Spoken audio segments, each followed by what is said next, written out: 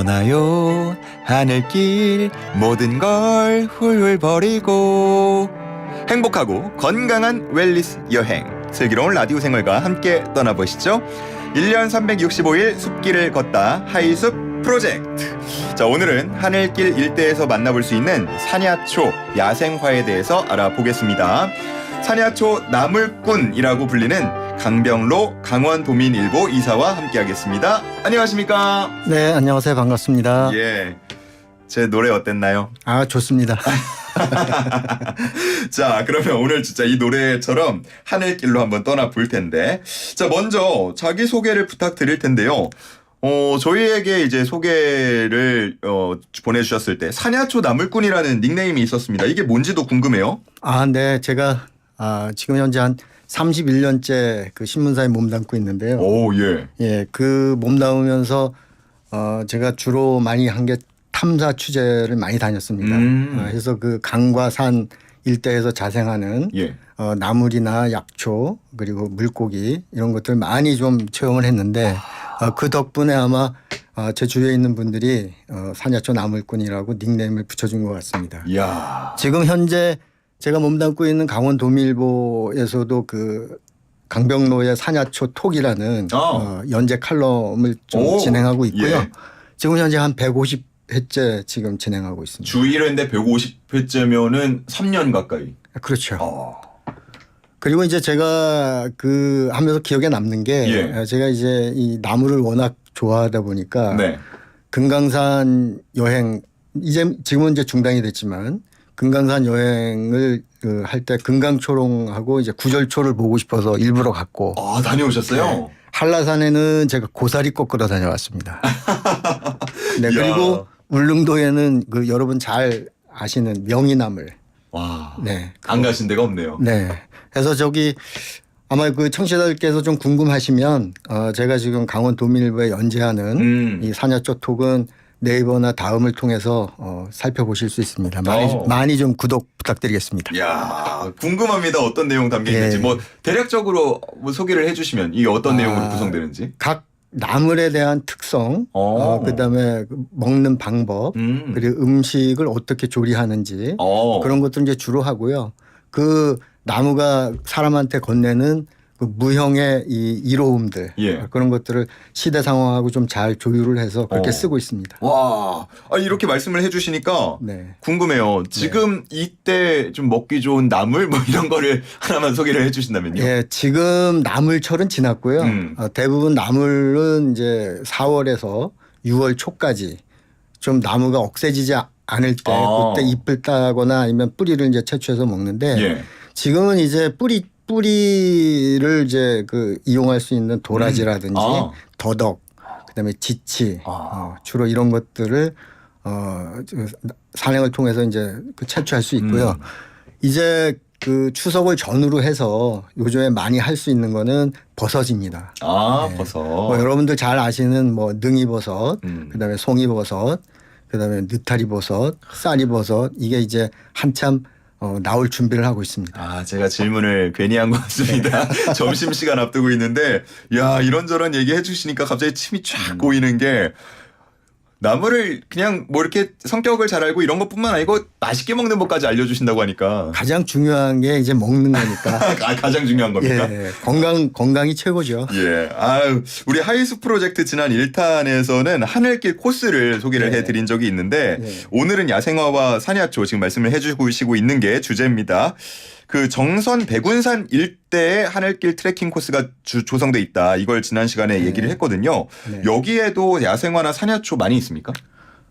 이쪽 그 백운산 한백산 일대는 이제 저희가 통상 남방 한계선이라고 얘기를 하는데 이쪽에 우리나라에 자생하는 식물의 약 한 18%, 한 600여 종의 식물이 자생하고 있습니다. 그렇군요. 그래서 또 해발 고도가 1,500m가 넘기 때문에 일반 그 산에서 볼 수 없는 희귀 식물들도 좀 있고요. 또 한국 특산종도 다수 서식하고 있는 걸로. 예. 뭐 가령 벌 개미취라든지 그다음에 쓴풀이라든지 하나도 모르겠어요. 뭡니까 그게? 그 이제 저희가 분류학사에 이제 희귀식물 그다음에 그 한국 특산종, 그다음에 일반 뭐 우리나라뿐만 아니라 동남아 일대, 그다음에 동북아 일대에서 볼 수 있는 식물들 이렇게 해서 분류를 하는데 자세한 거는 차차 말씀을 좀 드리겠습니다. 아, 알겠습니다. 야, 뭐 말씀하신 것처럼 희귀 식물, 희귀 종들이 있다고 하니까 상당히 궁금한데 뭐 대표적으로 앞서서 소개해 주신 거 구체적으로 말씀 하나 해주시면 좋을 것 같아요. 여기 가면 이거는 꼭 보고 와라. 다른 데서 못 본다. 한백산에 가시면 금꿩의 다리가 있습니다. 아, 이름부터 진짜 어렵네요. 멋있죠? 이름이. 금꿩의 다리. 아, 금꿩의 다리. 예, 보통 이제 삼지구엽초하고 많이 이제 헷갈리는 분들이 있는데 삼지구엽초 하면은 정력 증강제에서 이제 예전부터 우리 어르신들이 많이 찾던 식물인데 그거와 비슷한 식물이라고 느끼시면 됩니다. 뭐 그래서 보기가 예쁜 겁니까? 아니면은 꽃이 어때요? 예뻐요. 꽃이 예뻐요? 네, 꽃이 예쁘고 그다음에 그 자라면 한 1m 50 정도까지 1m 자라는데 50이요? 예.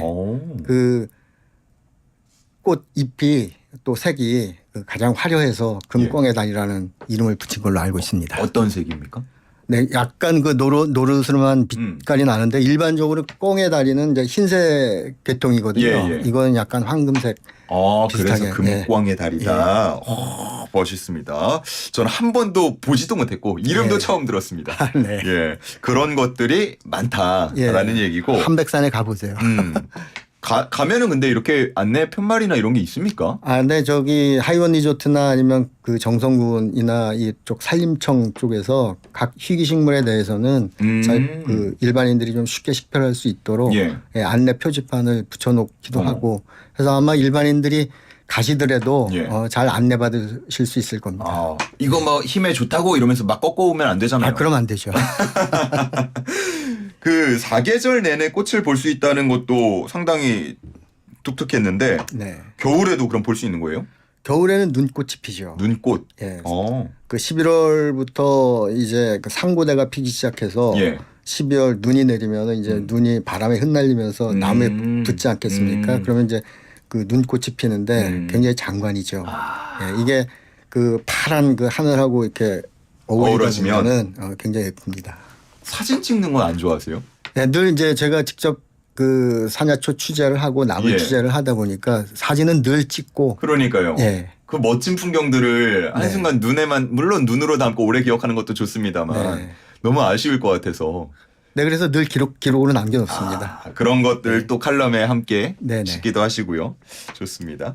그 이사님 얘기를 이렇게 쭉 듣다 보니까 빨리 좀 가보고 싶기도 하고요. 뭐 몇몇 것들은 이렇게 눈앞에 보이는 것 같이 상상도 되는데 우리 이사님이 가장 좋아하는 야생화가 있다면? 제가 이 한백산에서 그 봤던 뭐 여러 종류의 꽃들, 식물들이 있는데 가을에 가시면 이제 곧 가을인데. 용담이라는 그 식물을 만날 수 있습니다. 용담. 용담의 잎을 보시면 꽃이 피기 전에 보면은 마치 이게 파란 그 물감을 이렇게 머금은 듯한 붓 모양입니다. 와. 그래서 저는 이제 나름대로 이 꽃에다가 별명을 붙여줬는데 뭐예요? 선비의 꽃. 선비의 꽃? 선비를 닮은 꽃이라고 해서 이제 제가 이름을 붙여줬는데 그 말처럼 용담은 하늘을 보고 꽃을 핍니다. 그래서 다른 일반 꽃들은 대부분 이제 땅을 보거나 아니면 수평으로 이렇게 꽃잎이 나는데 용담은 이제 꼿꼿하게 쳐들고 하늘을 바라보면서 뒷짐지고 굉장히 그 색깔이 이쁘고 마치 그 바다하고 하늘을 같이 보는 그런 느낌. 그리고 또 용담은 여러 가지 그 쓰임새가 많은데 그 기침이라든지 그다음에 이 여러 가지 그 저기 호흡기 질환 계통에 또 위 관련 그 질환의 치료제를 쓰고 있습니다. 그래서 그래요? 일반인들은 뭐 그 전문적으로 채취하는 거는 좀 곤란하지만 만약에 그 용담을 보실 기회가 있다면 뿌리를 조금 좀 얻어다가 차로 끓여 드시면 그 용담의 그 특성을 아마 제대로 느끼실 수 있을 겁니다. 약간 쓴맛이 나긴 하는데 그 나름대로 운치가 있습니다. 이런 거를 일반인이 마구 채취를 해서 오면 안 되니까 그 일대 이런 희귀식물이나 혹은 몸에 좋은 거 카페? 차집? 이런 네. 거 있나요 혹시? 그러니까 정선이라든지 태백이라든지 또 영월이라든지 이쪽 그 백운산, 한백산 일대는 이제 이걸 전문적으로 취급하는 그런 그 건강원이라든지 또 산야초 취급점이 있습니다. 아, 있군요. 예. 그 궁금하신 분들은 또 그런 데도 이용을 해보시면 좋을 것 같고 꽃 이야기를 해봤으니까 또 약초 백운산 한백산 일대에 자생하는 약초들 이야기도 궁금합니다. 어떤 약초들이 있습니까? 우리 저 MC께서도 술 많이 드시죠? 안 마신다고 할게요. 그 한때 그 굉장히 유명했던 그 약초가 있었는데요. 예. 이 일명 이제 벌나무라고. 예. 이건 이제 나무입니다. 나무. 예. 이게 이제 그 술 먹고 난 다음에 그 숙취 해소에 좋다고 해서 굉장히 남벌이 됐던 때가 있습니다. 예. 이게 그 한백산, 백운산 일대에 약 1200m 고지 부근에서 많이 자라는 나무인데 이 가지를 끊어다가 이 끓여서 이 차로 드시면 예. 숙취 해소에는 최고의 그 음료로 널리 알려진 게 벌나무고요. 이 밖에도 뭐 이쪽 그 산에 많은 그 약초가 있는데 저기 우리 MC께서는 그걸 혹시 아시는지 모르겠습니다. 모를 것 같은데요. 뭡니까? 그래요. 그 투구꽃이라고. 투구꽃 몰라요. 예, 투구꽃은 이 옆으로 이제 기어가면서 자라는 꽃이라고 합니다. 그래서 그 가을에 이제 꽃이 피는데 자주색으로 펴요. 예. 근데 굉장히 예쁩니다. 이게 독초예요. 아, 그래요? 예, 독초라서 일반인들이 먹으면 이제 곤란한데 이거를 그 한약재를 취급하는 데서는 법제화 시켜서 독성을 제거한 뒤에 이걸 하는데 이게 통증 치료제로는 최고입니다. 아, 그래요? 또. 예. 그래서 일반인들은 쉽게 그 좀 접근하시면 안 되고요. 예. 옆으로 이렇게 자라나는 그거 조심해라. 예. 함부로 이렇게 꺾어다가 한번 쪽 빨았다가 이거는 뿌리가 이제 독성이 강하기 때문에. 뿌리가. 예. 예전에 이제 우리 뭐 조선시대 때 보면은 그 임금이 귀양을 보낸 다음에 사약을 내리거나 뭐 이런 때가 있지 않습니까? 그 사약 재료로 쓰기도 했습니다. 아, 진짜로요? 예. 재밌네요. 이렇게 또 스토리를 붙여주시니까. 야, 상당히 좀 여러 가지가 있고. 근데 이것도 그 숙취에 좋다고 해가지고 또 많이들 가시는 거 아닌가 모르겠네. 절대 안 됩니다. 그쵸? 네. 이 한백산 이 백운산 일대는 일부 국립공원으로 그 지정이 돼 있기 때문에 약초라든지 나무를 함부로 채취해서는 안 됩니다. 그저 큰일 납니다. 큰일 나. 눈으로 보시는 걸로 만족하시면 되겠습니다. 혹시 시인봤다 뭐 삶 같은 거 없습니까? 이쪽 예전부터 이 태백산, 백운산, 한백산 그리고 정선, 가리왕산 이쪽은 그 산삼이 나기로 유명한 지역인데요. 지금도 간혹 그 수십 년에서 뭐 수백 년 된 산삼을 채취했다는 보도가 간혹 나긴 합니다. 그런데 이런 그 산에서 자연 발생적으로 나는 삶, 이 천종삼이라고 하는데 이건 일반인들이 쉽게 이제 찾아보긴 좀 어렵고요. 이쪽 산촌 주민들 또 지역 주민들이 그 생존 차원에서 그다음에 그 산업화 차원에서 이 삶을 많이 재배합니다. 산에서. 이건 이제 저희가 보통 이제 장례삼이라고 하는데 이 장례삼 재배지에서 새들이 좀 씨앗을 먹고 간혹 산에다가 이제 씨앗을 떨어뜨려서 나는 삼이 있습니다. 이게 산양삼이라고 하는데 이것들은 등산을 하시다가 운이 좋으시면 간혹 발견하실 수 있어요. 그렇군요. 야, 삶도 있다.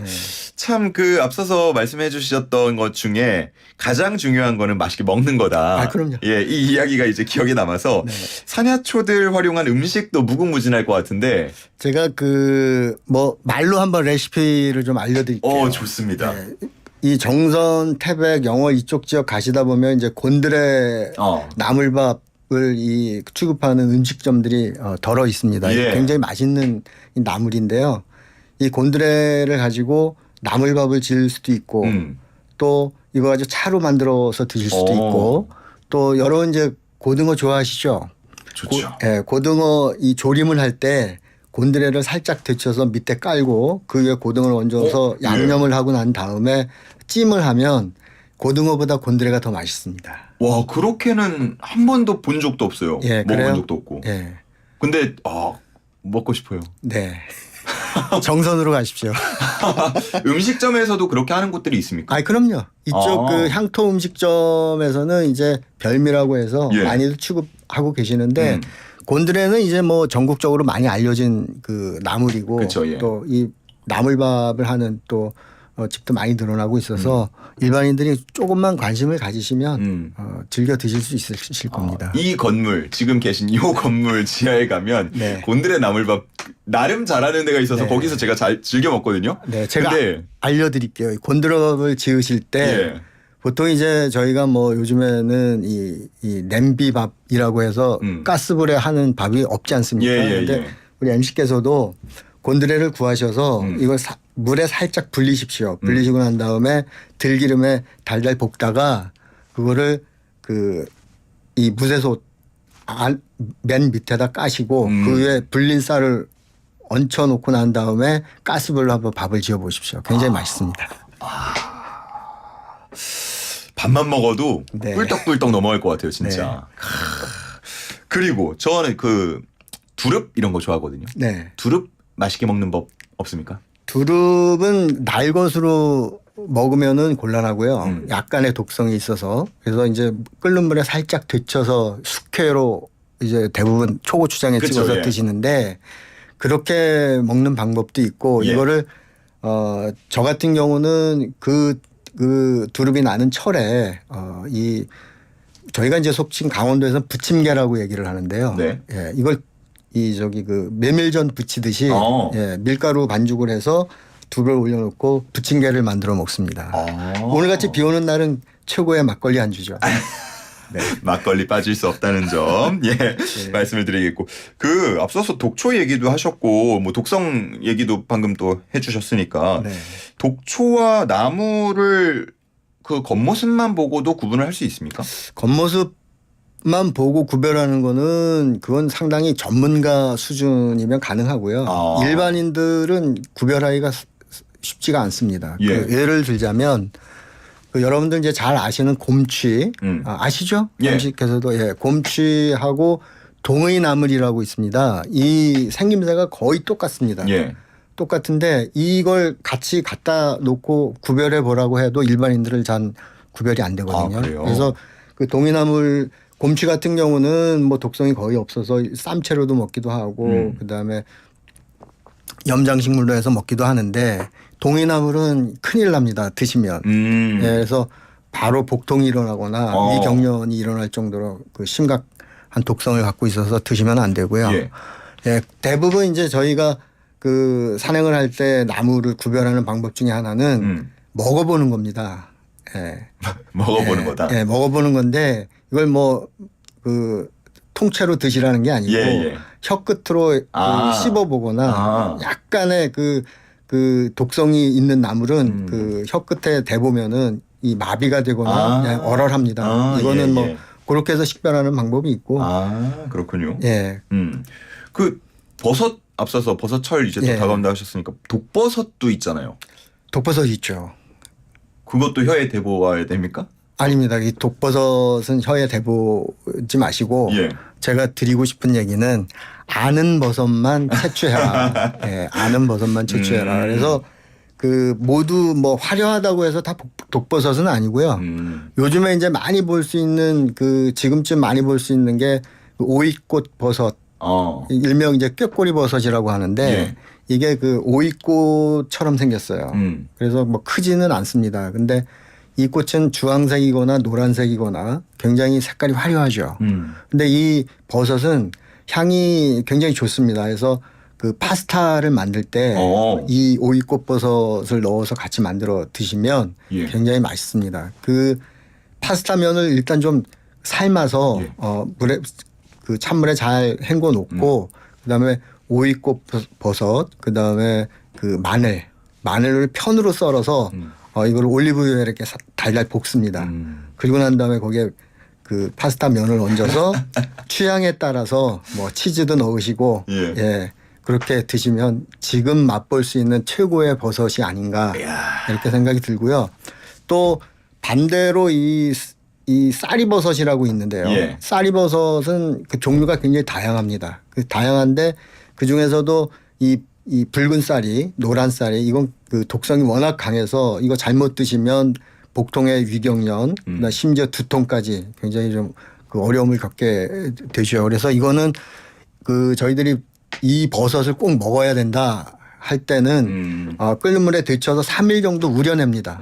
독성을 제거하고 난 다음에 먹는데 식감이 좋아서 예. 그렇게 드시는 분들도 많긴 합니다. 근데 쌀이버섯 중에서도 식용 가능한 버섯은 이제 보라쌀이라고 해서 예. 예. 이사님 그 예. 말씀을 더 해주시면 배고파서 안 될 것 같습니다. 이제 예. 여기까지만 들을게요. 예. 예, 예. 제가 파스타 좋아하는 건 또 어떻게 하시고 이렇게 파스타 얘기까지. 알겠습니다. 오늘 듣다 보니까 시간이 지금 30초 남았어요. 방송 끝날 시간까지. 예, 예. 그래서 여기서 우리 인사를 좀 나눠야 될 것 같습니다. 알겠습니다. 오늘 정말 재밌고 예. 귀한 말씀 잘 들었고요. 칼럼 꼭 구독하도록 하겠습니다. 고맙습니다. 예, 고맙습니다. 감사합니다.